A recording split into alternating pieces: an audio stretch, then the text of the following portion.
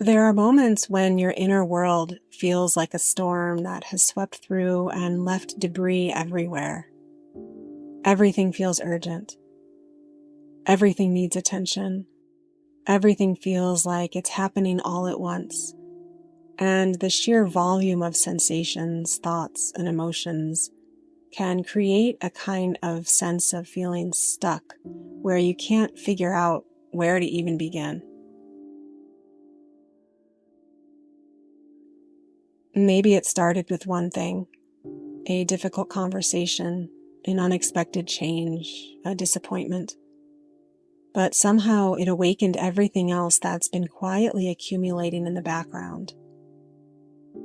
And suddenly you're not just dealing with today's challenges, but also last week's unprocessed grief, the anxiety you've been pushing down for months, the loneliness that's been living quietly beneath everything else. And this isn't a sign that you're falling apart or that you can't hold it all. This is what happens when we realize that we've been carrying more than we thought we were. Your system is simply saying, there's too much here, and I need help sorting through it all. But when everything feels equally urgent, the natural response is to either shut down completely or frantically try to fix everything all at once. And I'm here to tell you and gently remind you that neither approach serves you in the end. And so what if, instead of trying to solve or organize everything in this moment, you could find a way to be with the chaos without being consumed by it?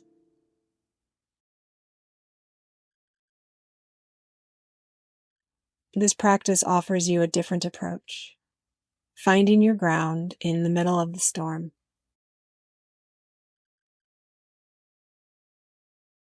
Settle into a position where your body feels supported. Not necessarily comfortable, because when we're overwhelmed, comfort might feel impossible, but supported. Let your body rest against something solid, a chair, a floor, a wall. And take a breath. And instead of trying to breathe away the overwhelm, let your breath acknowledge it. Your breathing might feel shallow or uneven or tight, perhaps heavy. And that's okay. That is your breath reflecting the current state of your system.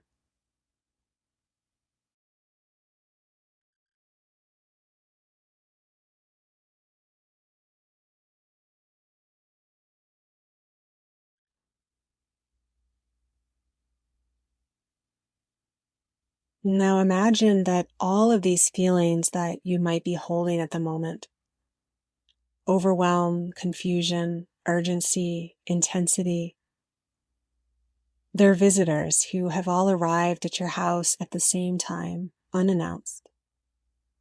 They're crowding into your living room, all talking over each other at once, each wanting your immediate attention. There's anxiety pacing by the window, listing all of the things that could go wrong. There's grief sitting heavily in the corner chair.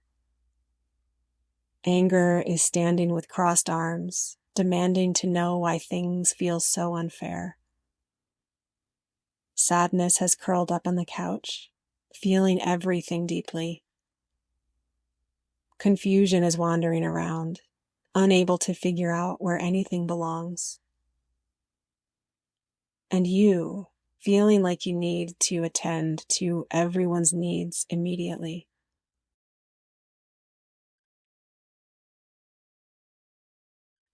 But what if your job right now isn't to fix or organize or understand each visitor? What if your only job is to acknowledge that they're here, that they all have something important to say, and that you don't have to listen to everyone all at once. Take a breath now and imagine yourself saying to each of these visitors, I see you. I know you're here for an important reason, and I can't give you all of my attention right now.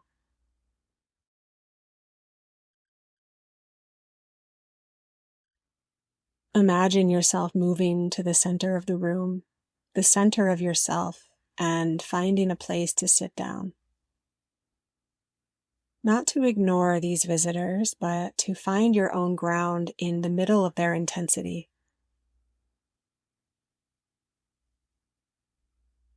Feel or imagine your body making contact with something solid, your anchor point, a place that you can return to when the voices of all of these feelings become too loud all at once. And from this centered place, notice that you can observe all of these visitors without becoming any of them or over-identifying with any of them. You are not your anxiety, even though anxiety is visiting. You are not your grief, even though grief needs your attention.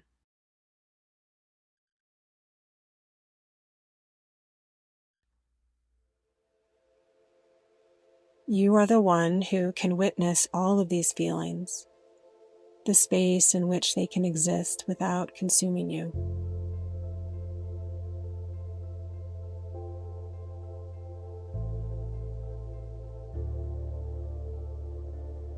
And instead of trying to address everyone all at once, imagine choosing just one visitor to acknowledge right now. Not because they're the most important, but because you can only have one conversation at a time. Maybe you simply notice anxiety pacing back and forth and think, there's anxiety here. It's showing up because there are a lot of unknowns right now in my life. You don't have to solve what anxiety is pointing to. Just register that it's present and that it makes sense to be here.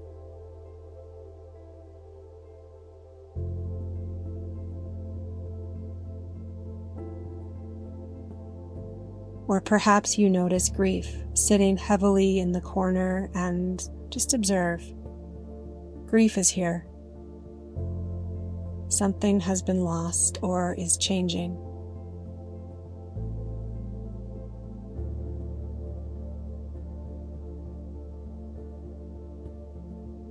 No need to fix anything, just straightforward recognition of what's here and what's happening.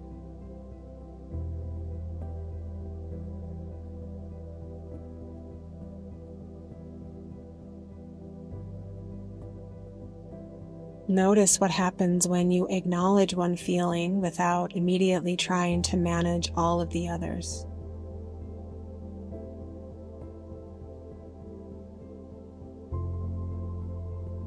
Does something in your body soften?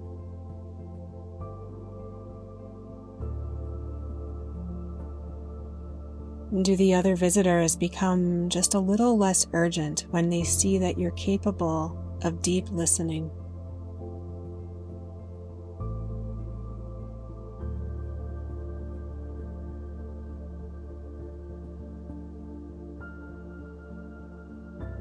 And if it feels authentic for you, perhaps in your own words, from your centered place, you can let these visitors know, I see all of you.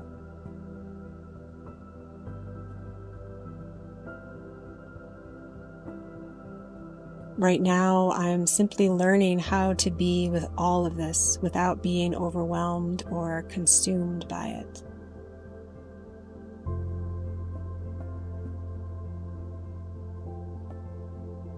Rest here in this space of witnessing rather than managing.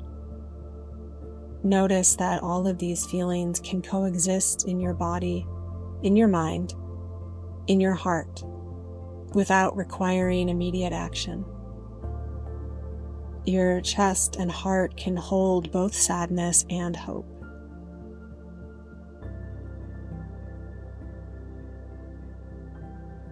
Your stomach can carry both anxiety and excitement.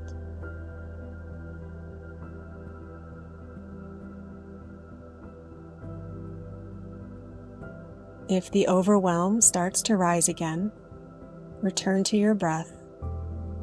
Return to the sensation of being supported by something solid. Return to the awareness that you are the space in which all of these feelings are arising and softening.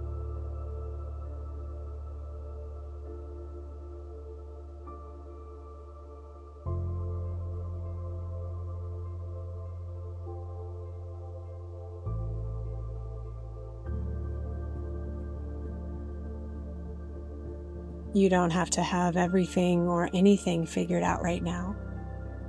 Your job is to just find your ground in the middle of the storm, to learn how to be with intensity without being consumed by it.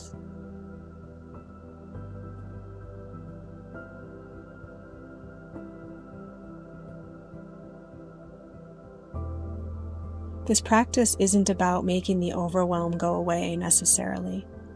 It's about discovering that you are larger than any single feeling, stronger than any moment of intensity, and capable of holding complexity without being broken by it. And observe now if there's been any shift in the quality of overwhelm. It's likely that it still might be there, but perhaps the overwhelm feels a little less urgent, a little less consuming. Maybe you can sense that it's possible to be with these big feelings without overly identifying with them.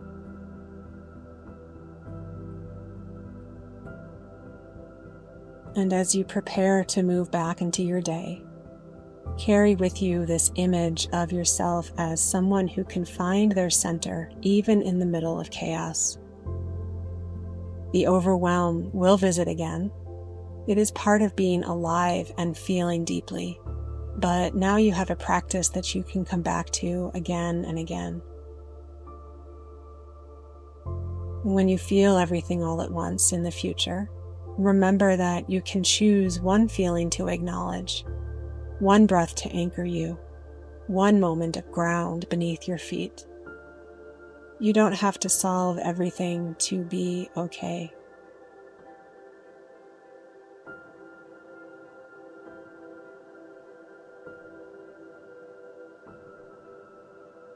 Gently begin to bring movement back into your body, your fingers, your toes, hands, feet, arms, and legs. And when you feel ready, slowly open your eyes, carrying with you this deeper trust in your ability to find ground, even when everything feels like too much. I look forward to our next practice together. You can find more practices and resources in the description below.